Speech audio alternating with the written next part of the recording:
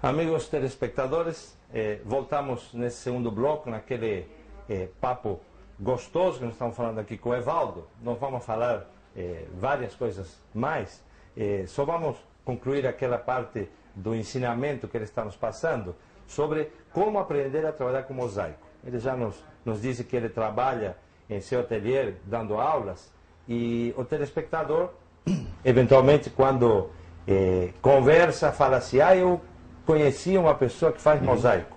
Então, você já deu o número de telefone, o endereço da sua casa. Ele pode eventualmente vir aqui para ver sua obra, seus trabalhos. Sim. E você pode dar mais dicas para ele de como proceder. Sim, sem dúvida. A pessoa vindo aqui, ela vai ter um ensinamento básico de como se começa a mexer com essa parte dessa técnica, né, da arte musiva. Ela também vai ter uma explicação parcial, não geral, da história, porque é uma coisa muito longa, não dá tempo da gente colocar tudo assim para, né? São 5.800 anos. Claro. Mas assim, tem uma visão disso, e também começa a escolher que tipo de material que mais ela vai se adaptar a trabalhar. Se é cerâmica, se é vidro, pedra eu geralmente não costumo trabalhar, porque além de fazer muita sujeira, é uma coisa que realmente força muito a mão e às vezes até machuca. Tá certo. E é uma coisa mais de larga escala para calçamento público mesmo. Claro. Bom, você tem então o material, já falamos da pastilha. Sim. A pastilha você tem que grudar em algum lugar. Sim. Você utiliza algum pegamento, algum material? Conta para o telespectador como que é essa técnica. Certo. A fixação tanto da pastilha como do material cerâmico ou de louças quebradas, você tem que utilizar um suporte. Você pode utilizar um suporte ou em madeira, né, que atualmente quase todo mundo se usa uma madeira, agora fazendo um pouco de propaganda, que chama MDF, que ela é mais resistente, ela não tem problema com cupins, aquelas coisas todas. Ou então você pode também usar assim, a parte do cimento. Você pode colar isso tudo numa tela e depois ela vai ser aplicada no cimento. Ela pode receber o cimento na maneira inversa, ou você aplicar na parede a argamassa e depois também fixá-la na parede, esperando secar, para depois ter o rejunte, aquela coisa toda. Perfeito. Bom,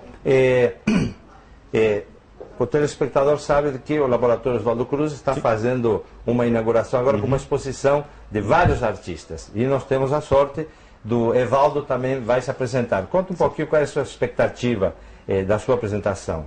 Bom, primeiro foi de surpresa pelo convite, a Gislaine Eras que me convidou, me contatou, depois nós fomos ao Laboratório Novo, que eu fiquei muito espantado pelo tamanho e pela modernidade do ambiente, e por também, já conheci um pouco, mas o conhecimento do senhor pela arte, pelo cuidado com isso.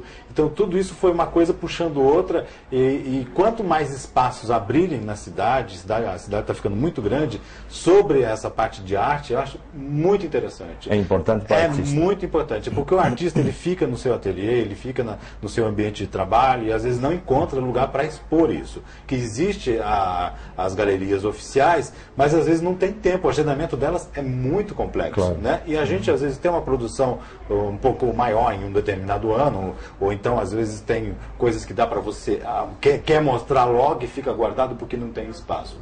Então eu acho assim, criando esses ambientes que tem mostras praticamente quase permanente, que não precisa ser diretamente numa galeria, eu acho que hoje em dia é muito interessante isso, você ter outro lugar a não ser a galeria, que as pessoas estão ali frequentando, estão indo e se sentem até mais à vontade, porque de repente, um laboratório, mas o que tem a ver com arte? Tem que você estar ali sentado esperando fazer um exame, alguma coisa, você vai estar apreciando uma obra de arte. Isso é importante. Isso é muito importante. O artista precisa desse incentivo para ele continuar produzindo sua obra, né? Sim, isso é importante. Não tem aquela velha história que o Milton Nascimento falava, o artista tem que ir onde o público está? Exatamente. A música dele diz isso. Sim, a música. Muito bem.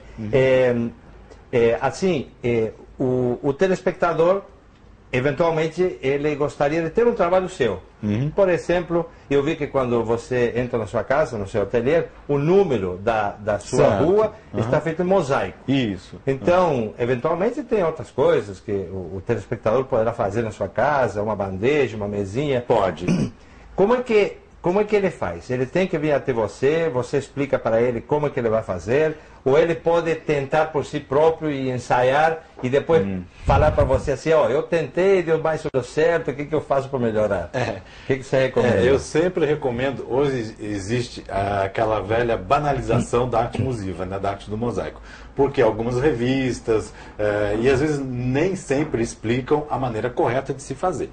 Então eu recomendo às pessoas que não se arrisquem a fazer isso, porque primeiro que vão começar já a fazer uma coisa errada. Segundo que não vão ter a técnica suficiente para um bom começo. Então tudo é assim, tanto na dança, como na arte, como também na música. Se a pessoa começa aprendendo errado, praticamente ela vai continuar errado. Então, como é uma coisa, de repente, fácil, né? Tipo uma bandeja, a pessoa chega aqui, ela vai ter o básico de como se fazer aquela peça, e ela vai aprender o correto, e depois, em casa, depois que ela aprender o correto, ela pode continuar trabalhando isso. Porque os materiais são encontrados de uma certa forma fáceis, principalmente aqui em São José, tem vários lugares que se vendem esses materiais, e depois que ela aprendeu a mexer com isso, a lidar com isso, ela pode continuar fazendo em casa. O material mais caro, isso eu forneço aqui no meu ateliê, é o alicate, que é o alicate turquês. Né? E também pode ser aplicado em vasos. Claro. Vasos de barro, a pessoa pode cobrir uma peça também de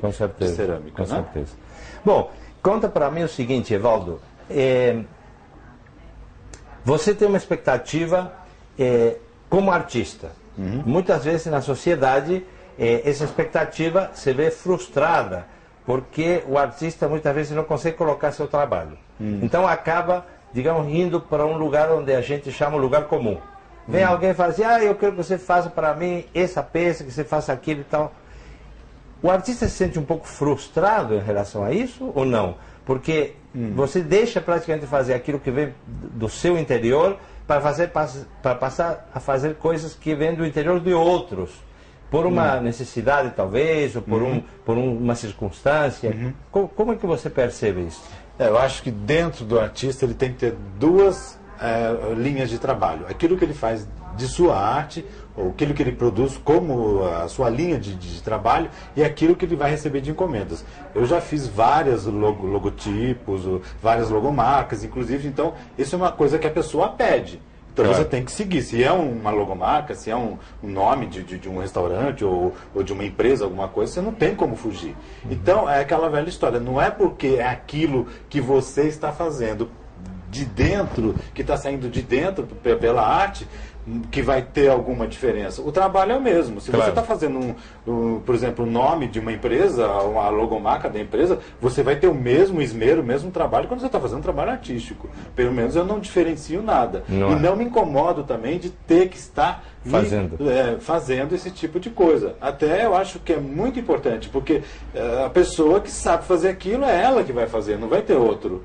Entende? Porque, sabe, quem sabe fazer panela específica é aquele cara que vai fazer panela. Se eu sei fazer mosaico, é eu que vou fazer mosaico. E tem tantos outros que fazem mosaico também aqui em São José. Né? Bom, eu vou te fazer uma pergunta que é uma pergunta delicada, mas que eu faço normalmente porque a gente, para dar um pouquinho de ênfase à arte. Dá para se viver de arte no Brasil ou é difícil? É muito difícil. É muito difícil. Assim, porque eu acho que o Brasil, por ser um país novo, ele não tem esse costume das pessoas diferenciar uma coisa que é um objeto de arte e de uma coisa que você encontra em grande escala feito por indústrias. Né? Então, assim, a maior parte do que eu consigo viver de arte é dando aulas. Entendeu? Não é pela obra em si. Não é pela obra em si. Porque como a obra às vezes começa a ficar de uma certa forma relativamente cara para a pessoa adquirir, tem diversos preços, não é que só tem obra cara para isso, não é isso. Mas assim, para a pessoa adquirir uma coisa de um tamanho mais coerente, de um tamanho mais visível, aquela coisa toda, então começa realmente às vezes a ficar meio impossível da pessoa adquirir. Mas não é tão impossível assim. Geralmente eu divido meus trabalhos, eu faço assim, facilito aquelas coisas todas. Mas eu ganho mais dando aulas mesmo do que na minha produção particular.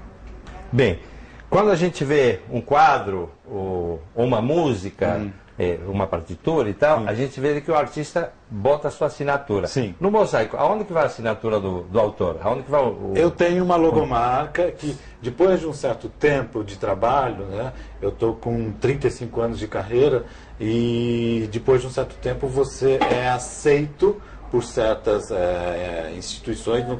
No meu caso foi o Júlio Lousada, que eu estou inscrito no Dicionário de Artes Plásticas. Sim. Júlio Lousada, e a partir de lá eles, de uma certa forma, bolaram uma logomarca, que no caso são esses dois Ezinhos aqui separados.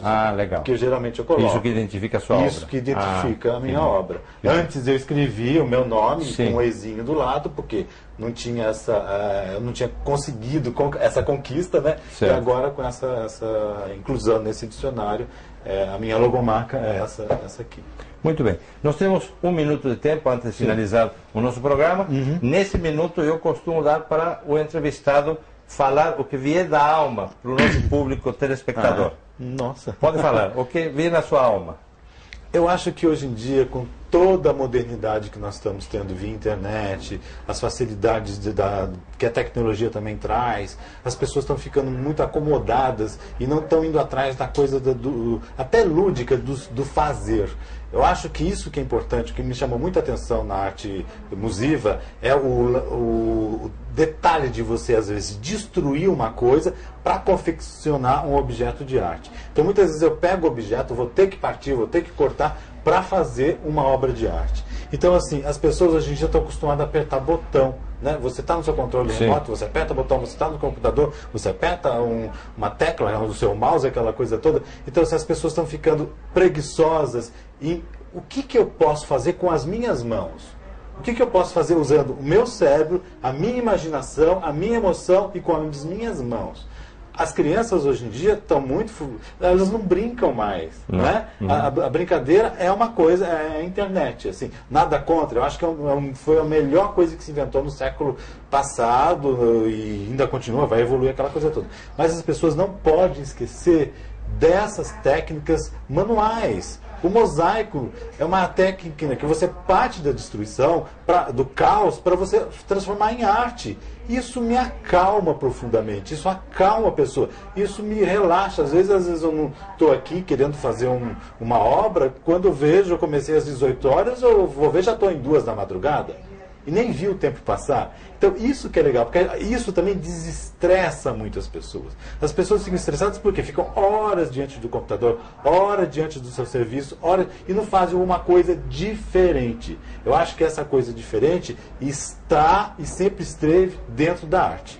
E nas artes. As artes têm esse dom de você, tanto na dança, como na música, como nas artes visuais, né, que as artes plásticas agora são chamadas de artes visuais, elas têm esse poder, porque ali você consegue pôr para fora aquela centelha divina que você tem dentro de você, que é a criação, que é o contato que você tem com a outra energia.